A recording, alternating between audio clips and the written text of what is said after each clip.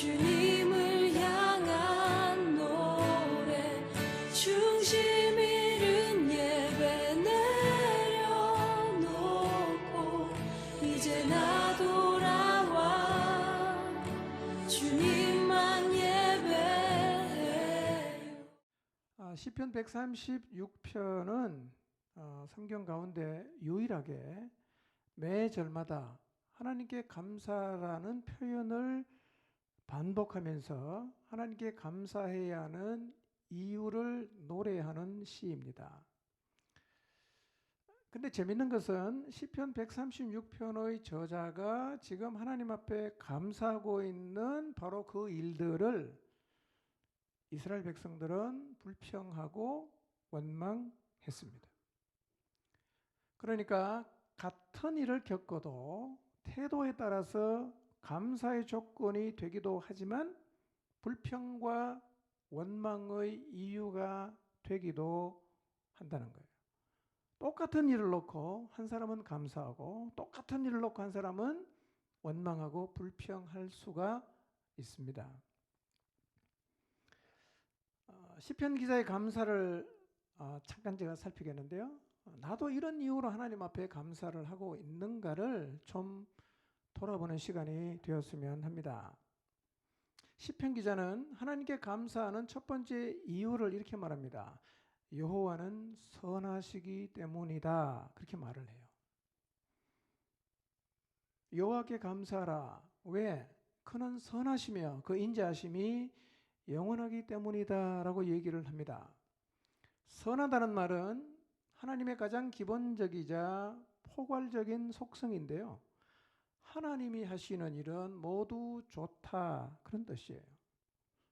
하나님이 우리의 인생 가운데 행하시는 모든 일은 다 좋은 일입니다. 그러므로 우리도 하나님의 인자하심과 선하심을 믿고 범사를 감사하며 살아야 합니다. 그렇게 사시기 바랍니다. 시편 기자가 하나님께 감사하는 두 번째 이유 이렇게 말합니다. 하나님이 모든 신들 중에 뛰어나시기 때문이다. 그렇게 얘기를 해요. 사실 세상에 신은 하나님밖에 없죠. 그러나 세상 사람들이 있다고 믿는 그런 신들이 설령 있다고 해도 하나님은, 우리가 믿는 하나님은 모든 신들 위에 뛰어나신 분입니다. 유일한 참신이시고 다른 어떤 신과도 비교할 수 없는 그분을 우리가 믿고 있기 때문에 하나님께 감사해야 합니다. 세 번째 이유입니다. 하나님이 주들 중에 뛰어나시기 때문이라고 고백합니다. 2절과 좀 비슷한 표현이긴 해요. 여러분, 세상에 자기가 주라고 하는 일들이 많지요. 주인 행세하는 사람이 아주 많습니다. 그러나 여호와께 비교될 만한 주인은 없어요. 우리가 믿고 있는 하나님은 세상의 어떤 주인과도 비교할 수 없는 가장 뛰어나신 주님이십니다. 이처럼 하나님이 선하시고 모든 신들과 비교할 수 없고 세상의 어떤 주인과도 비교할 수 없는 분이기 때문에 우리도 하나님께 감사하고 하나님을 찬양해야 합니다. 계속해서 시편 기자는 여호와가 창조주 하나님이심 때문에 감사하고 있어요. 4절을 보시면 홀로 큰 기이한 일들을 행하시는 하나님께 감사하고 있습니다. 하나님은 누구의 도움도 받지 않으시고 홀로 위대한 일을 행하셨어요. 온 세상을 창조하셨다는 말입니다. 5절을 보시면 지혜로 아름답고 놀라운 하늘을 지으신 분에게 감사해요. 여러분, 하늘은 정말 아름답고 놀라운 것이고 하나님의 지혜와 능력이 담겨져 있는 곳이죠. 하늘을 보면서 감사해요. 6절을 보면 육지와 바다를 창조하신 이에게 감사하고 있어요. 여러분, 하나님이요 육지와 바다를 경계를 딱 정해놨어요. 그래서 땅에 살고 있는 사람들이 평안하게 잘 살 수 있는 여건을 태초부터 만들어 놓으셨어요. 여러분, 지진이 일어난 다음에 지각의 변동이 생기면 해일이라는 게 오죠. 쓰나미. 여러분, 우리가 일상 속에 늘 그 바다와 땅의 경계가 없이 왔다 갔다 한다면 우리가 얼마나 불안하겠어요. 언제 여기가 바다가 되고 언제 저쪽이 또 땅이 될지 모른다면 우리의 삶이 얼마나 힘들겠어요. 그런데 하나님은 우리가 이 땅에서 평안히 살 수 있도록 바다와 땅의 경계를 딱 정해 두셨어요. 그래서 우리는 바닷가 바로 앞에서도 집 지어놓고 살고 바닷가 바로 앞에도 두려워하지 않고 걸어 다니잖아요. 감사할 일이죠. 7절, 큰 빛들을 지으신 것을 감사합니다. 여기서 말하는 큰 빛들은요, 해와 달과 별을 말하는데요, 이런 것들이 있기 때문에 계절의 순환이 가능해져요. 그러니 우리는 계절이 바뀔 때마다 하나님께 감사해야 돼요. 계절이 그냥 바뀌는 게 아니에요. 하나님께서 큰 빛들을 지어 넣으셨기 때문에 계절이 바뀌는 거죠. 단풍을 보시면서 감사하시기 바랍니다. 단풍. 저도 이제 좀 철이 드나 봐요. 단풍이 너무 아름다워요. 저는 한 번도 단풍이 아름답다고 느껴본 적이 없어요. 뭐 그냥 그런 거지. 어느 순간부터 하나님이 나 좋아라고 다 그렇게 만들어 놓으셨는데 내가 감사를 잊고 살았구나. 아침에 문을 탁 열면 단풍이 보여요. 자, 그런 데 삽니다.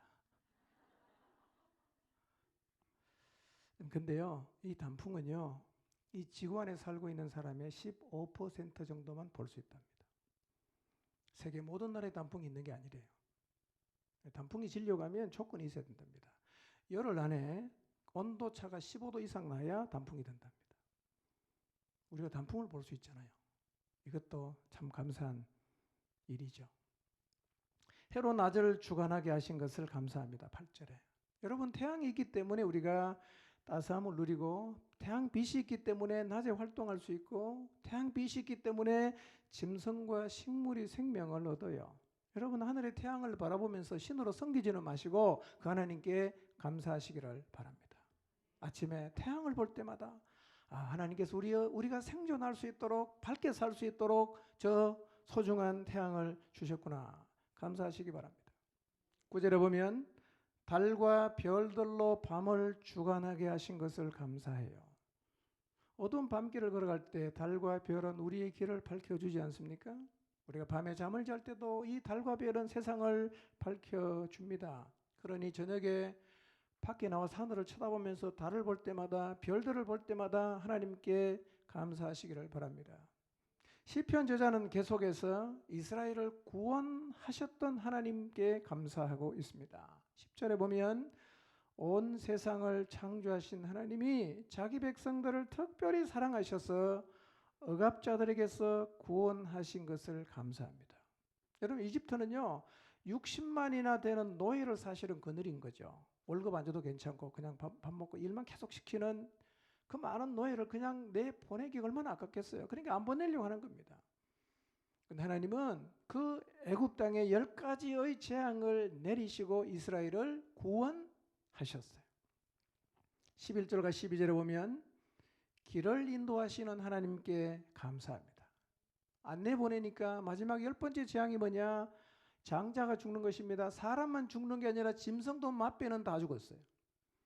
그러니 온 집에 다 초상이 났어요. 왕궁에 돌아가고 저 시골에 있는 가난한 농부의 집에도 똑같은 장자가 죽는 초상이 났어요. 얼마나 그 나라가 고통과 혼란에 빠져 있겠어요. 그 와중에서 하나님은 자기 백성을 인도하셨어요. 여러분, 하나님은 지금도 우리의 삶이 많이 혼란해 보여도 그 혼란한 상황에서도 우리의 길을 인도하시고 계십니다. 혼란한 와중에서도 그분은 우리가 어디를 향해서 가야 될지를 잘 아시는 분이에요. 그래서 그분이 우리의 길을 인도하세요. 시편 기자는 그것을 감사하고 있어요. 13절에 보니까 걸림돌을 제거하시는 하나님께 감사합니다. 430년 만에 이집트 땅을 떠났어요. 근데 얼마 안 가서 보니까 홍해가 그를 탁 가로막고 있어요. 앞으로도 갈 수 없고 애굽으로 돌아갈 수도 없고. 하나님께서 그 걸림돌을 제거하셨어요. 홍해를 가르셨어요. 이스라엘은 무사히 바닷길을 통과했습니다. 15절에 보면 이스라엘에게는 생명의 길이었던 홍해 바다의 길이 바로와 이집트 군대에게는 죽음을 안겨다 주는 멸망의 길이 되었어요. 그래서 대적을 심판하시는 하나님께 감사하고 있습니다. 지금도 하나님은 우리를 구원하시고 우리에게를 인도하시고 그리고 우리의 삶 앞에 놓여져 있는 걸림돌을 제거하시면서 우리에게를 인도하시는 하나님이심을 기억하시고 하나님께 감사하시기를 바랍니다. 계속 감사합니다. 기업을 주신 하나님께 감사해요. 하나님은 이스라엘을 출애굽하게 하셨을 뿐만 아니라 광야를 잘 지나게 하시고 그리고 그들에게 기업을 주셨어요. 16절을 보면 생명을 위협하는 광야를 무사히 통과하게 하시는 하나님께 감사하고 있습니다. 광야 길을 걸어서 이스라엘은 시내산까지 갔어요. 거기서 한 1년 정도 머물면서 율법을 받고 성막을 짓고 그리고 다시 광야를 걸어서 가데스 바네아로 갔는데요. 아시는 것처럼 이 광야는 일단 먹을 게 없어요. 물이 없어요. 사람이 살 수가 없습니다. 한 명도 살기가 힘들어. 그런데 250만 명이 광야에서 어떻게 살 수 있겠어요? 하나님의 은혜와 보호로 그들은 그 광야를 죽음의 광야를 무사히 통과했습니다. 그것을 생각하면서 하나님께 감사하는 겁니다. 하나님은 지금도 우리를요 광야 같은 세상을 무사히 통과할 수 있도록 보호하시고 인도해 주시니 그 하나님께 우리도 감사해야 할 것입니다. 17절 18절을 보면 자기 백성을 살리기 위해서 세상 권력을 치신 하나님께 감사합니다. 19절 20절에 구체적으로 이름이 나와요. 하나님은 아모리 왕 시혼과 바산 왕 옥이 이스라엘이 제안한 화평을 받아들이지 않고 전쟁하겠다고 나왔을 때 하나님께서 그들을 치셨어요. 21절과 22절을 보면 하나님은 요단 동편 땅과 요단 건너편 땅을 기업으로 주셨는데 그것을 감사하고 있습니다. 가나안 땅을 건너가서 31개의 왕을 하나님이 죽이십니다. 그리고 그 땅을 통째로 이스라엘에게 기업으로 주셨어요. 이건 정말 하나님이 이스라엘에게 주신 은혜의 선물입니다. 시편 기자는 그때를 생각하면서 하나님 앞에 감사하고 있습니다. 23절부터 보면 보호하시는 하나님을 찬양하라고 말합니다. 23절 비천한 자신들을 기억해 주신 하나님께 감사하라. 이스라엘 족속의 조상이 누구입니까? 아브라함이죠. 예, 갈대우르에 살고 있다가 강을 건너온 사람, 그래서 히브리 사람이라고 말합니다. 미천했던 보잘것없었던 이스라엘을 하나님이 기억해 주셔서 큰 민족을 이루게 하셨습니다. 그것을 생각하면서 감사해요.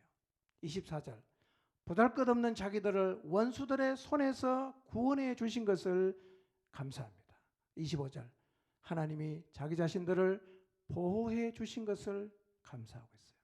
여러분 동일하게 자격 없는 우리를 기억해 주시고 구원해 주시고 지금도 보살펴 주시는 하나님을 기억하며 그분에게 감사하시기를 바랍니다.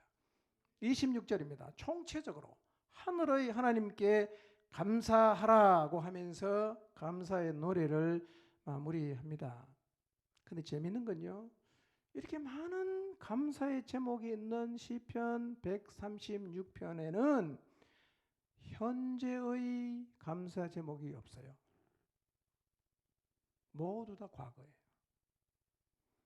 지금 자기들의 삶 가운데 하나님이 이런 일을 행하시고 저런 일을 행하시고 그래서 하나님께 감사한다고 해야 마땅할 것 같은데요, 현재의 이야기는 하나도 언급이 안 됩니다. 다 뭐예요? 과거예요.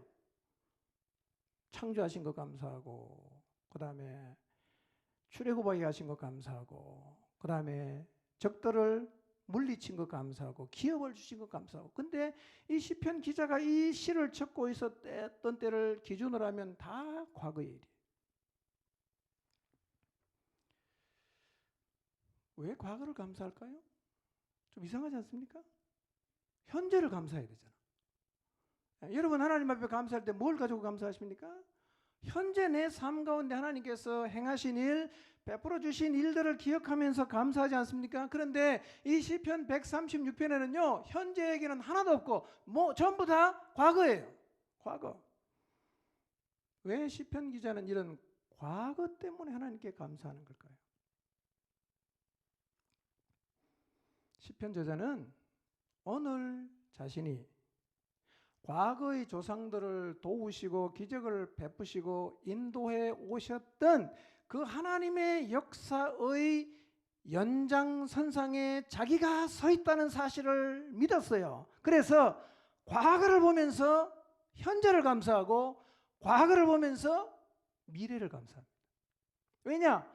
과거에 그렇게 우리 조상을 인도하셨던 하나님은 반드시 나의 현재와 미래도 그렇게 인도하신다는 믿음이 있고 자기는 그 연장선상에 서 있기 때문에 과거를 떠올리면서도 현재도 감사하고 미래도 감사하는 거예요. 이런 믿음을 갖게 되시기를 바랍니다. 우리가 갖춰야 되는 신앙의 기본 자세 5가지 간단하게 직면을 하고 그 다음 얘기 첫 번째부터 제가 어떻게 직면할 수 있는지에 대해서 제가 좀 말씀을 드리도록 하겠습니다. 먼저 우리가 갖춰야 되는 신앙의 기본 자세가 뭐냐면 자아가 죽는 거잖아요. 자아가 죽는 거. 여러분 자아가 죽는 일이 잘 되고 있습니까? 자아가 죽어야 된다. 이걸 알아도 실제로 내 자아가 죽는 것은 전혀 별개 문제지 않습니까? 쉽잖아요. 결심해도 잘 안 죽어요. 얘는 왜 이렇게 안 죽는지 몰라. 안 죽어. 노력을 해도 잘 안 죽어. 이게 우리의 딜레마예요. 일단은 신앙의 기본 자세의 출발이 자아가 죽는 건데 자아가 잘 안 죽어요. 여러분 자아가 죽는 부분에 직면해 보셨어요?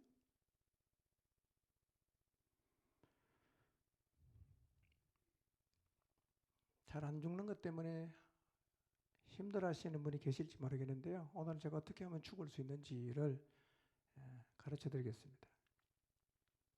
우리는 우리의 자아가 죽지 않는 것 때문에 힘들어 하기도 하지만 어쩌면 더 근본적으로 이 자아가 어떻게 죽는지를 잘 모르고 있을 수 있어요. 어떻게 죽지 도대체? 나 길을 모르겠다. 죽고 싶다 나도. 자살하고 싶다는 얘기 아닙니다. 내가 주님 안에서 신앙의 가장 기본이 되는 자아가 죽는 자리에 나도 서보고 싶다. 길을 모르겠다. 어디로 가야 내가 그 자리에 설 수 있는지. 다음으로 우리가 갖추어야 하는 기본 자세가 뭐냐면 하나님의 질서를 인정하는 자세인데요. 하나님의 질서를 인정하라는 의미는 공동체 안에서 하나님이 세운 사람에게 순종하라는 거거든요. 이것도 만만치 않아요. 사실은 자아가 죽지 않는 사람은 2번도 못합니다. 사람에게 순종이 잘 안 되는 거예요. 쟤한테 순종하려니까 내 자존심이 허락이 안 돼요. 순종해야 된다는 것에는 동의를 하지만 내 마음이 잘 안 돼요. 어떻게 하면 하나님의 질서를 따라서 하나님이 내 위에 세운 사람에게도 평안하게 인정하고 순종할 수 있을까? 정말 그렇게 가능할까? 세 번째, 우리가 갖추어야 하는 신앙의 자세 세 번째는 하나님을 사랑하는 자리에 서는 거예요. 하나님을 사랑하는 것. 여러분 하나님을 사랑한다고 고백하는 자리에 서는 것 한번 직면해 보세요. 쉽지 않아요. 어떤 사람에게는 그 자리에 서는 것은 내 평생에는 찾아오지 않을 것 같다. 너무 요원해 보일 수도 있어요. 여러분 우리가 입술로 하나님을 사랑한다고 고백하는 건 어렵지 않아요. 지금도 할 수 있잖아요. 하나님 사랑합니다. 다 할 수 있어요. 문제는 뭐냐? 입술로는 하는데 마음이 안 따라가는 거예요. 입술로는 사랑한다고 하는데 내 마음은 안 따라가요. 왜 안 될까? 왜 나는 하나님을 향해서 하나님 사랑합니다. 예수님 사랑합니다. 이 고백이 안 되는가? 나는 원래 사랑을 할 줄 모르는 사람인가? 그래서 한번 테스트를 해보는 거예요. 사람에게 한번 내가 사랑을 고백해보자. 그래서 내가 사랑하는 사람을 또 올려봅니다. 그리고 그 사람을 향해서 사랑한다고 고백을 해봐요. 근데 마음이 따라가잖아. 사람에게 고백하면 마음이 따라가잖아요. 내가 오늘 나 사랑할 줄 알긴 아나 보다. 다시 해보자. 그리고 하나님을 사랑한다고 고백을 또 했어요. 역시 말과 마음이 따로 노는 거예요. 입으로는 사랑한다고 하는데 마음은 전혀 아니에요. 뭐가 문제입니까?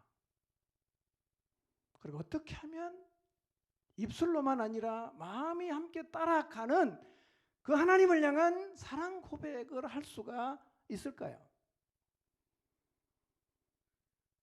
네 번째, 하나님 말씀을 절대 진리로 받아들이는 자세입니다. 여러분, 하나님 말씀을 절대 진리로 받아들이는 부분은 그래도 어느 정도 우리가 되고 있다고 생각을 할지 모르겠습니다. 사실은 제가요, 말씀을 절대 진리로 받는다는 이 말씀에 제가 많이 직면을 하고 고민을 하는데요. 사실은 제가 깜짝깜짝 놀랍니다. 내가 진짜 하나님 말씀을 절대 진리로 안 믿고 있구나. 이게 막 보이는 거예요. 여러분, 하나님 말씀을 절대 진리로 받는 자세도 이게 쉽지 않아요. 우리가 이 성경 말씀이 절대 진리이다라는 그 사실에 동의하는 것하고 이 말씀을 절대 진리로 받는 것은요, 완전히 다른 얘기입니다. 여러분, 성경에 하나님 말씀 맞죠? 그죠? 이 성경 말씀이 절대 진리죠? 그런 동의는 대부분의 사람이 합니다. 머리를 끄덕끄덕해요. 아주 이상한 사람 빼놓고는 다 해요.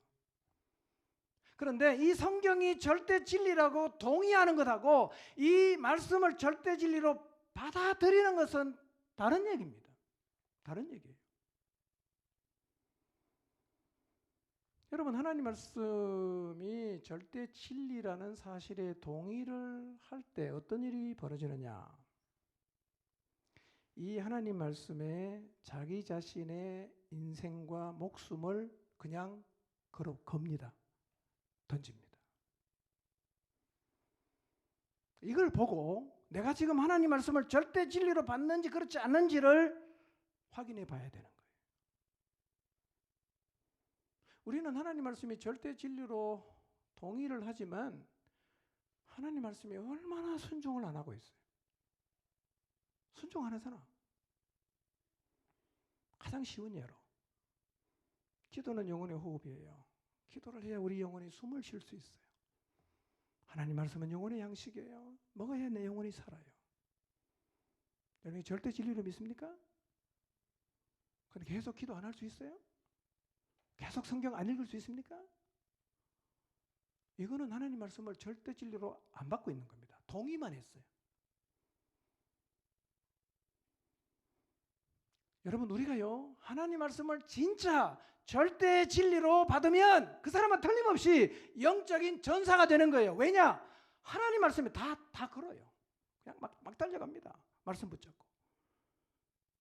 용사가 돼야 돼. 근데 동의는 하는데 인생은 안 던지잖아. 그것은 하나님 말씀을 절대 진리로 안 받고 있다는 얘기입니다. 안 받고 있다는 얘기. 여러분, 이 부분에 많이 좀 고민해 보시고 생각해 보십시오. 저도 참 생각을 많이 해요. 근데 저 자신이 놀랄 때가 많은 게, 야, 이게 하나님이 말씀, 이것이 하나님 말씀인데 내가 이 말씀에 왜 내 인생을 안 던지지? 라는 질문을 점점 많이 하게 돼요. 여러분, 하나님 말씀 절대 진리 맞습니까?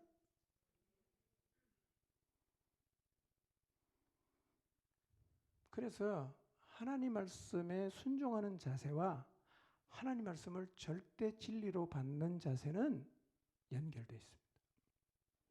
말씀을 절대 진리로 받는 사람은 다섯 번째 기본 자세인 하나님 말씀에 순종합니다. 해요, 그냥. 여러분, 이런 기본 자세가 갖춰져야 우리가 세상을 좀 변화시키는 하나님의 사람으로, 그리고 주님의 몸인 교회로 서갈 수 있지 않겠어요?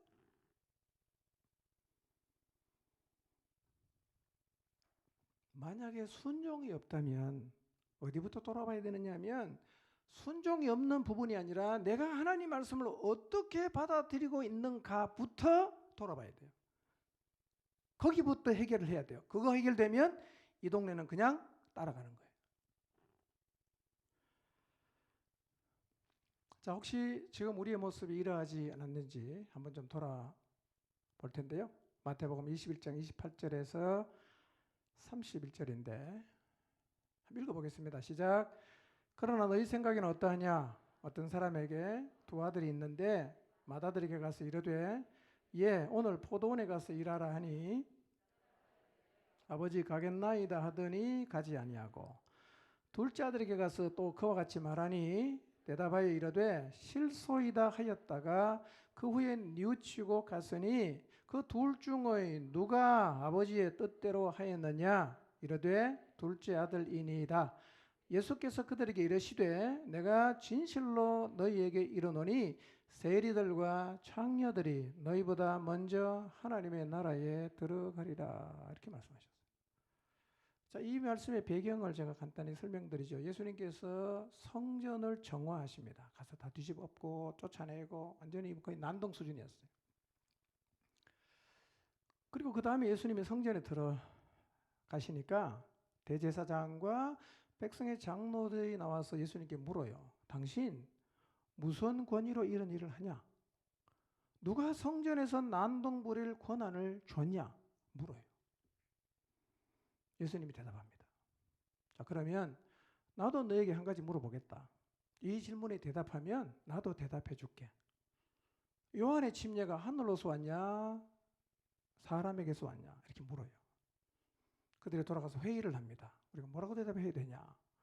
하늘로서 왔다고 말하려고 하니까 요한을 안 받아들였거든. 그럼 사람에게로 왔다고 말하려고 하니까 사람들이 요한을 선지자로 하는 거예요. 대답하기 아주 곤란해졌어요. 그 회의를 마치고 결론을 가지고 와서 대답합니다. 모르겠다. 모르겠다. 예수님이 대답하죠. 나도 무슨 권한으로 이런 일을 하는지 너희에게 말하지 않겠다.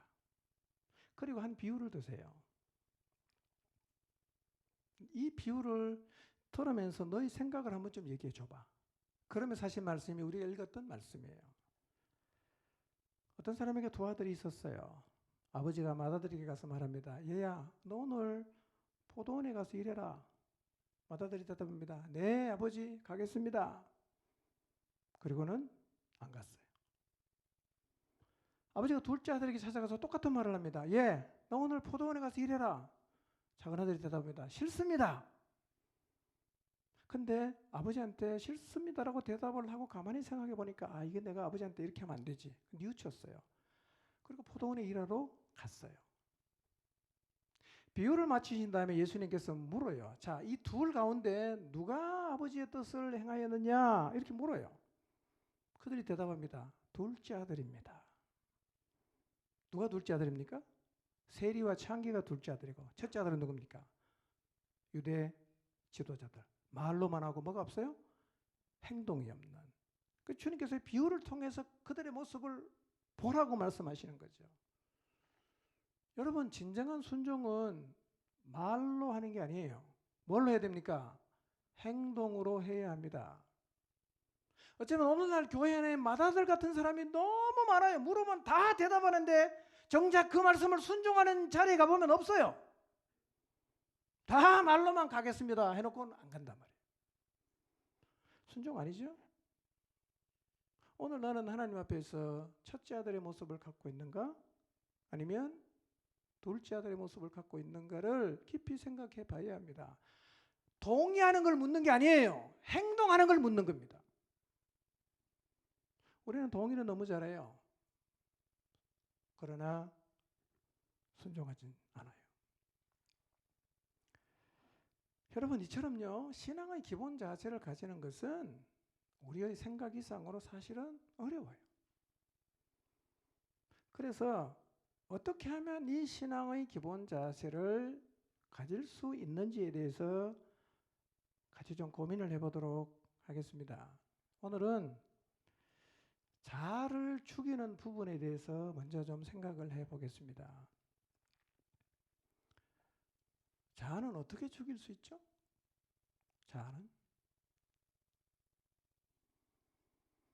여러분, 자아가 죽는 문제에 깊이 직면해 보신 적이 있으신가요? 하나님, 제 자아가 너무 안 죽습니다. 어떻게 하면 내 자아를 좀 죽일 수 있습니까? 라고 하나님 앞에 나가서 기도해 보신 분 계신가요? 왜 이렇게 안 죽는지 모르겠습니다. 오늘 그 얘기를 하겠습니다. 그런데 자아를 어떻게 죽게 할 수 있는가를 생각하기 전에 먼저 우리가 죽어야 하는 영역이 무엇인지부터 좀 생각해 보겠습니다. 무엇에 죽어야 되는가? 자, 우리가 죽어야 되는 영역을 성경이 말씀하고 있는데요. 첫 번째로 죽어야 되는 영역이 자아입니다. 자기 자신이에요. 갈라디아서 2장 20절인데요. 노란 글씨만 읽겠습니다. 시작. 누가요? 내가 그리스도와 함께 십자가에 못 박혔다. 이렇게 얘기하고 있어요. 내가 죽어야 돼요. 이걸 다른 말하면 자아라고 말할 수 있어요. 내가 죽는다는 말은 이런 거죠. 늘 자기를 드러내려고 하고 자신을 자랑하고 자기가 이런 존재라는 사실을 계속해서 사람들에게 말하고 내가 나야, 나 좀 알아줘. 이렇게 자기를 내세우는 이 내가 죽어야 된단 말이에요. 이 내가 죽어야 돼요. 내가 안 죽으니까 어떤 일이 벌어지냐? 내가 안 나타나면 참여를 안 해요. 내가 나타나는 데는 열심히 하고 내가 안 나타나는 데는 전혀 참여를 안 해요. 되게 웃기는 겁니다, 이게. 여러분, 내가 나타나든 안 나타나든 하나님이 말씀하시면 우리는 순종해야 됩니다. 아멘입니까? 근데요, 자아가 죽지 않는 사람은 자기가 안 나타나면 안 합니다. 근데 자기가 나타나면 또 굉장히 열심히 해요. 다른 신앙의 자세가 아니죠. 여러분, 교회 안에 전부 그런 사람만 있다고 생각해 보십시오. 하나님의 나라가 이루어지겠어요? 자아가 죽어야 됩니다. 내가 안 나타나도 하나님 일할처럼 썩어져도 하나님 말씀하시면 순종해야 됩니다. 그 사람이 신자지요. 그 사람이 신자지요.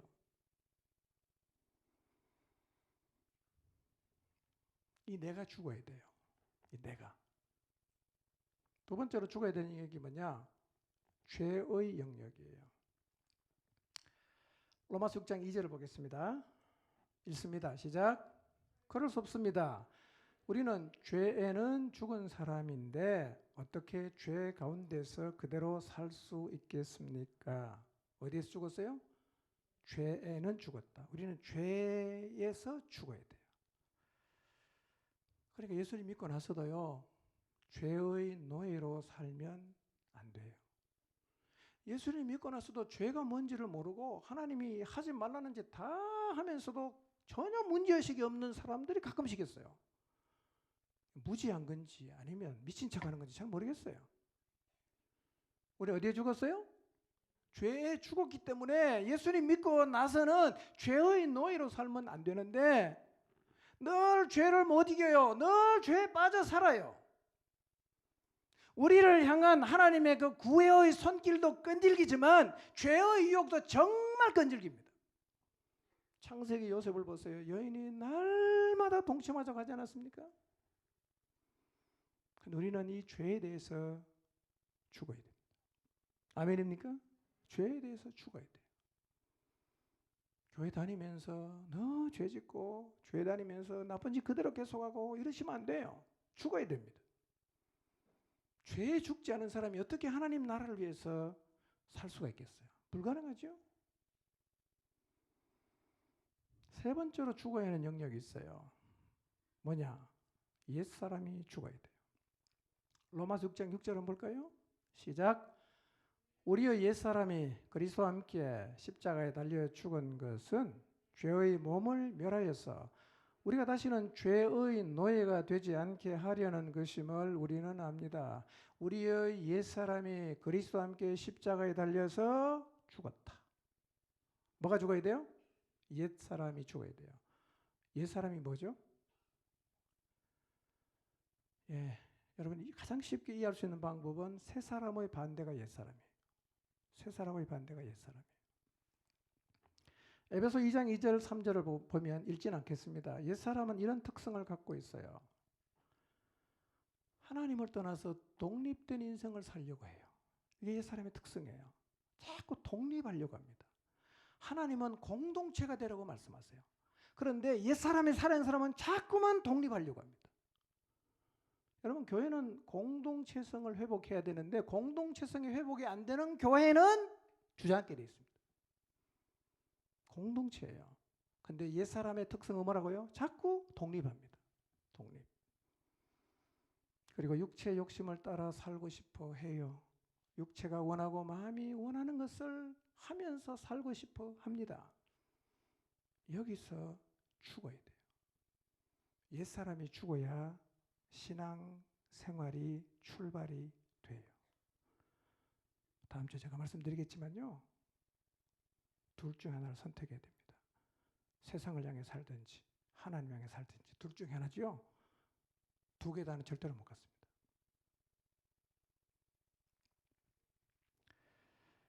네 번째로 죽어야 하는 영역이 뭐냐? 세상이에요. 갈라디아서 6장 14절 한번 읽어볼까요? 시작. 그런즉 내게는 우리 주 예수 그리스도의 십자가밖에는 자랑할 것이 아무것도 없습니다. 그리스도로 말미암아 내 쪽에서 보면 세상이 죽었고 세상 쪽에서 보면 내가 죽었다. 바울이 한 얘기입니다. 바울은 자기 자신이 세상을 향해 죽었다는 거예요. 이런 얘기입니다. 내 쪽에서 볼 때는 세상이 다 죽은 거예요.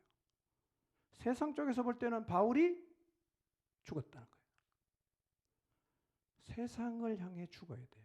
요한일서 2장 15절 16절에 보면 세상에 있는 것을 딱 정리를 해놨는데 세 개로 육신의 정욕, 안목의 정욕, 이생의 자랑. 여기서 죽어야 돼요. 여기서 죽지 않으면 하나님을 사랑할 수가 없습니다. 사랑이 안 돼. 그래서 우리는요, 세상을 사랑하지 않는 정도가 아니라 세상에서 죽어야 됩니다. 죽어야 돼요. 여러분, 이 네 가지가 죽어야 제대로 된 신앙생활이 비로소 시작되는 거예요. 이게 안 죽으면 우리 신앙은 계속 혼란입니다. 혼란, 갈등, 그래 되게 돼 있습니다. 이게 딱 죽으면 아주 클리어하게 그리스도인으로서 걸어가야 할 길을 걷게 되고 걸어가야 할 길이 보여요. 성경은 우리의 자아가, 우리의 옛사람이 세상을 향해서 죄에 대해서 어떻게 죽음에 이를 수 있는지를 가르쳐주고 있어요. 갈라디아서 6장 14절 여러분이 볼 때는 노란 글씨만 눈으로 읽어보세요. 우리 주 예수 그리스도의 십자가 밖에는 그리스도로 말미암아 내 쪽에서 보면 세상이 죽었고 세상 쪽에서 보면 내가 죽었다고 얘기하죠. 바울은 여기서 이렇게 말합니다. 그리스도의 십자가로 말미암아 내가 세상에서 죽었다. 뭘로 죽었다고요? 십자가. 갈라디아서 2장 20절 볼까요? 노란 글씨만 있습니다. 시작. 똑같은 얘기입니다. 내가 그리스도와 함께 어디 못 박혔어요? 십자가에 못 박혔다. 어디서 죽었어요? 십자가에서 죽었다고 말해요. 자, 로마서 6장 6절에서 8절인데요. 6절만 읽어보겠습니다. 노란 글씨만 시작.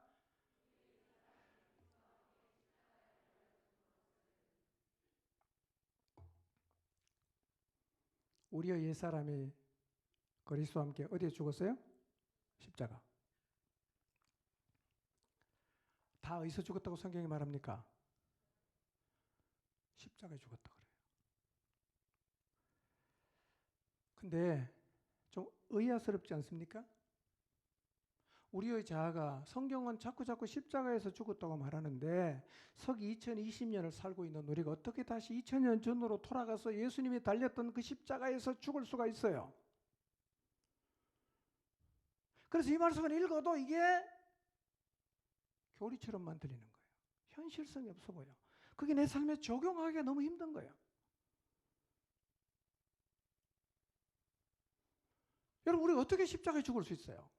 2000년 전에 돌아갈 수 있나요? 그런데 성경은 우리의 죽음에 대한 얘기를 하는데 모두가 다 어디서 죽었다고 말합니까? 십자가에 죽었다고 말하는 거예요. 우리도 어디서 죽을 수 있다는 얘기입니까? 우리의 죄는 십자가에서 죽을 수 있는데 십자가는 2000년 전에 끝났는데 어떻게 내가 그 십자가로 돌아가서 죽을 수가 있느냐 한 거예요. 그 현실성이 있는가? 이렇게 하면 우리 자아가 죽을 수 있는지 한번 생각해 보세요. 자, 광고를 했어요. 자, 자아가 정말 죽기를 원하시는 분들, 오늘 저녁 예배 끝나고 9시 반까지 지하 소예배실로 다 모이시기 바랍니다. 그 정말 자아가 죽기를 원하는 사람들이 9시 반에 소예배실에 다 모였어요. 자, 그 사람들에게, 자, 지금부터 우리가 십자가에 못 박히겠습니다. 마음의 준비를 잘 하셨다가 제가 우리 모두 십자가에 못 박히십시다 하면 즉시로 여러분 모두가 십자가에 못 박히시기를 바랍니다. 자, 1분간 좀 묵상기도 하십시오. 아, 내가 죽어야 된다. 십자가에 죽어야 된다. 자, 준비되셨습니까? 자, 그럼 시작하겠습니다. 지금 이 시간 모두 십자가에 못 박히시기 바랍니다. 그럼 자아가 죽습니까?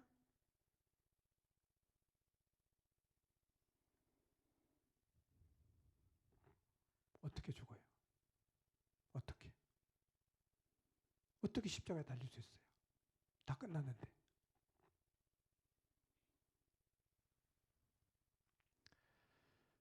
자, 어떻게 죽을 수 있는가? 다시 성경을 봅니다.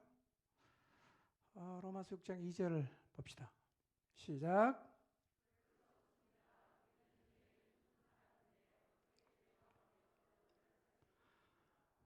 자, 성경이 이렇게 말합니다. 우리는 죄에는 어떻게 됐다고?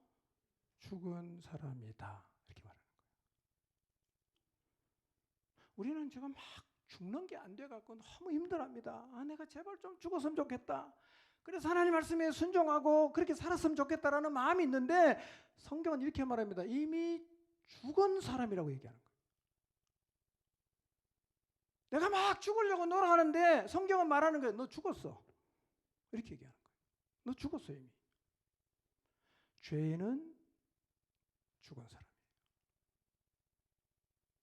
로마서 6장 3절입니다. 읽겠습니다. 시작. 침례를 받아 그리스도 예수와 하나가 된 우리는 모두 침례를 받을 때에 그와 함께 죽었다는 것을 여러분은 알지 못합니까? 질문하는 거예요. 죽고 싶다고요? 죽었잖아요. 죽은 걸 모르세요? 이렇게 묻고 있어요.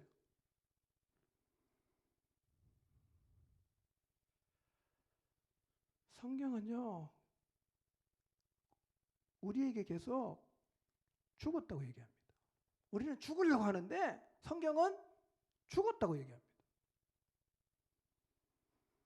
자, 로마서 6장 4절 5절 한번 볼까요? 노란 글씨로 읽겠습니다. 시작.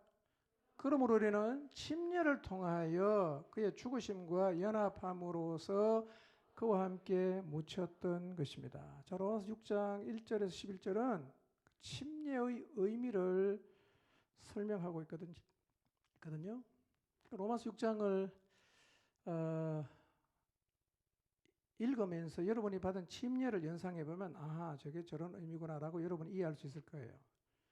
침례를 받으신 분들 혹은 침례식을 지켜보신 분들 침례를 한번 생각해 보세요. 침례를 어떻게 받아요? 먼저 침례 받는 사람을 물에 완전히 잠기게 하죠. 그 다음에 그 잠긴 물에서 다시 올라오게 하죠. 상징이 있어요. 무슨 상징인가? 물에 완전히 잠겼다는 것은 우리의 옛사람이 그리스도와 함께 죽었다는 것을 상징해요. 죽었다는 사실을 상징합니다. 그리고 잠긴 물에서 올라오는 것은 예수 그리스도와 함께 다시 살아난 것을 상징해요. 그러니까 침례를 받았다는 말은 옛사람이 그리스도와 함께 죽었고 이제 내가 새 사람으로 그리스도와 함께 살아나서 하나님을 향해 살아있는 자리에 섰다는 의미예요. 침례의 의미가 뭐냐? 내 옛사람은 죽었고 나는 이제 부활하신 예수 그리스도와 다시 살아나서 하나님을 향해 살아있는 자로 섰다. 이게 침례의 의미라는 거예요. 그러니까 예수님 믿고 구원받은 사람은 어디 서 있냐? 하나님을 향해 살아있는 자리에 서 있어요. 여기 서려면 전제가 뭡니까? 이 사람이 죽는 게 전제가 돼요. 그래야 살아날 수 있어요. 자, 6장 4절을 다시 한번 볼까요? 자, 우리는 침례를 통하여 그의 죽으심이 어떻게 됐다고요? 연합했다는 거예요. 그래서 우리의 자아가 십자가에서 죽는 비밀이 뭐냐? 예수 그리스도에게 연합하는 거예요. 어디에 연합합니까? 죽으심에. 죽으심에 연합하는 사람에게 주어지는 놀라운 은혜와 복이 뭐냐면 살아나심이 연합이 돼요. 그런데 이것은 반드시 죽으심에 연합한 사람만에게 주어지는 특권이에요. 그러니 죽지 않으면 사실은 제대로 된 신앙생활이 출발이 안 돼요. 안 죽으면. 우리의 옛자가 십자가에서 죽는 방법이 뭐냐? 그리스도와 연합하는 거예요. 여러분이 예수님을 믿었을 때 예수님께서 나의 죄를 대신 짊어지시고 십자가에서 죽으셨다는 사실을 믿고 그분의 나의 구원자가 되시고 주님이 되신다는 사실을 믿고 믿음으로 예수 그리스도를 받아들였어요. 그때 우리에게 어떤 일이 일어났는가? 예수 그리스도에게 연합이 되는 일이 일어났다는 거예요. 이것은 마치 무엇과 같으냐면 우리가 예수님께서 2000년 전에 우리의 죄를 대신해서 십자가에서 죽으시고 부활하심으로 우리의 구원자가 되셨다는 사실을 믿는 것하고 똑같이 우리 뭘 믿어야 되냐? 그 예수님을 믿을 때 내가 예수 그리스도와 연합이 되었다는 것도 똑같이 믿어야 된단 말이에요. 십자가를 믿으면 뭐도 믿어야 된다? 연합도 믿어야 돼요. 똑같이 절대 진리예요. 무게가 똑같아요.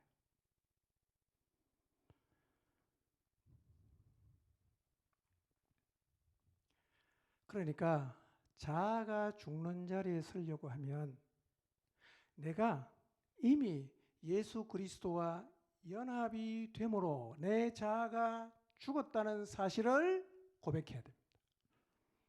날마다 믿음으로 나는 예수 그리스도와 함께 십자가에서 이미 죽었다라고 선언해야 됩니다. 이거 무슨 영역이냐? 믿음의 영역이에요. 여러분의 자아가 예수 그리스도와 연합되었을 때 이미 죽었어요. 아멘입니까? 이미 죽었어요. 십자가에서 우리의 죄를 대신 짊어지시고 죽으신 예수 그리스도, 그분의 죽으심과 그분의 부활하심을 믿음으로 받아들이지 않는 사람에게는 그리스도의 죽음에 연합한다는 의미가 마음에 와닿지 않을 수밖에 없어요.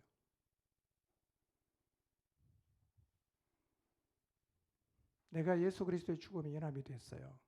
그때 나는 죽었습니다. 날마다 선언하십시오. 그리고 이 사실을 믿으셔야 합니다. 예수님이 여러분의 죄를 대신해서 죽으신 것하고 똑같이 그분을 믿을 때 내가 그분에게 연합이 되었다는 사실도 믿어야 돼요. 아멘입니까? 이 사실을 믿으십시오.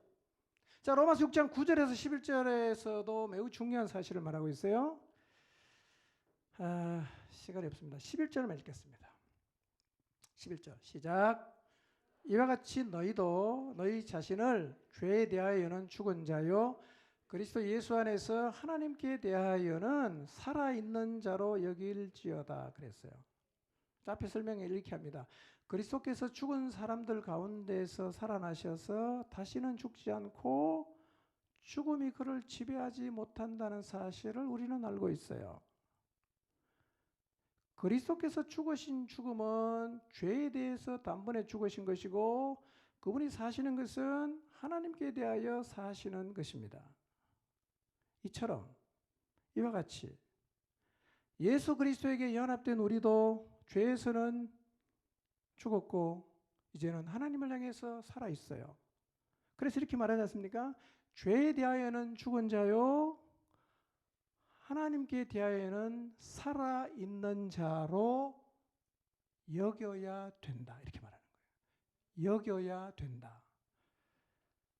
여기서 여긴다는 헬라말은 로기조마이라는 말이 이런 뜻입니다. 간주한다, 생각한다, 그렇게 안다. 그런 뜻이에요. 그러니까 우리의 자아가 죽는 자리에 서려면 내가 예수 그리스도의 죽음에 연합할 때 이미 내가 죽었다라는 사실을 본인 스스로가 간주하고 알아차리고 받아들이고 생각해야 된다는 거예요. 나는 예수님이 십자가에서 죽었을 때 죽으심과 부활을 통해서 구원의 길을 완성하신 사실을 받아들였을 때 나도 그때 이미 그리스도의 죽음에 연합했다고 여기라는 거예요. 여기라는 거예요. 받아들이라는 거예요. 그대로 믿으라는 겁니다.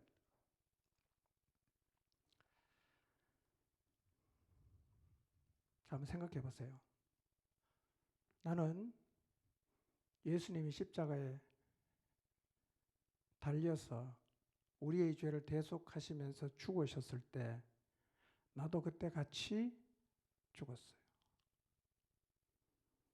이제 우리는 날마다 우리 자신이 십자가에 연합함으로 우리의 자아가 죽었다고 생각하면서 살아야 돼요. 죽었다고 여기면서 살아야 돼요. 아, 난 죽었어. 십자가에 연합됐어. 예수 그리스도에게 연합돼서 나는 죽었어. 나는 죽었어. 이게 사실이기 때문에 믿음으로 받아들이고 날마다 그렇게 여겨야 된다는 얘기입니다. 새로운 뭔가, 우리가 죽기 위해서 새로운 뭔가를 시도하는 게 아니라 이미 우리가 그리스도에게 연합함으로 이미 죽었고 하나님을 향해서 살아있는 자리에 서 있다는 사실을 믿음으로 받으라는 거예요. 날마다 그렇게 여기라는 거예요. 여러분 이제 기도하면서요, 자아가 죽기를 원한다면 예수 그리스도의 십자가에 연합되었다는 사실을 생각하십시오. 내가 이미 죽었구나. 그렇게 나를 죽은 자로 여기시기를 바랍니다. 그렇게 되면 어떤 일이 벌어지냐? 드디어 우리가 하나님을 향해 산 자로 살게 돼요. 이게 대단한 일이에요. 자, 다음 주에 말씀드리겠습니다. 죽으면, 세상을 향해 죽으면, 자아에 대해서 죽으면 어떤 일이 벌어지냐? 하나님을 향해 산 자로 살아가는 삶이 제대로 시작이 돼요.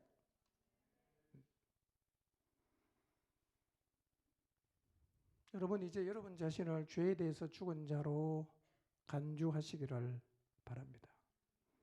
이 자리에 서야 진정한 그리스도인으로 살 수 있게 됩니다. 예수님이 여러분의 죄를 대신해서 십자가에서 죽으시고 부활하심으로 구원의 길을 열어주셨다는 사실을 믿음으로 받아들였다면 이미 여러분은 그리스도에게 연합이 되었다는 사실을 믿으십시오. 그리고 언제나 자기 자신을 죄에 대해서는, 세상을 향해서는 죽은 자로 여기며 살아가시기를 주님의 이름으로 축원합니다.